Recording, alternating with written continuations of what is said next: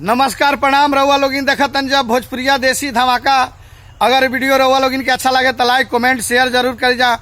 अभी एगो video viral हो रहा बा, सोमिया जी के जो वीडियो बनौले बनी, देखिए वीडियो पर हम एगो सॉन्ग बनौले बनी। अगर अच्छा लगे तो लाइक कमेंट शेयर जरूर करी जा और ज़्यादा से ज़्यादा सब्सक्राइब करी जा, शेयर करी जा। आई अरे वीडियो बनावलू जाने ना ही पावलू, देखत टेलो गसगरी, ये सोमया नाचा उठा के घघरी, खेसारी नचावा उठा के घघरी।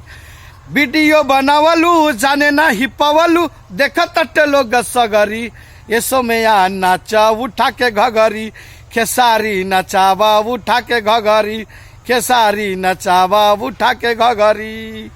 अगर ये वीडियो रउआ लोग इनके अच्छा लगे तो ज़्यादा से ज़्यादा ये वीडियो के शेयर करी जा, ताकि वो लोग के लगे पहुँच जाए कि 10 साल पहले ही सब वीडियो ना बनत रहे, लेकिन अब कंटिन्यू वीडियो बन रहा लागल। जब से टैटू हाथ पर आइल बा, तब से टैटू वाली भेटाइल बड़ी, तब से उनकरा पर एकदम लगातार हमरा कोर से प्रयास रही कि सॉन्ग मिले रउआ लोग इनके। अगर हमार वीडियो अच्छा लगे तो लाइक और शेयर जरूर करी जा। धन्यवाद।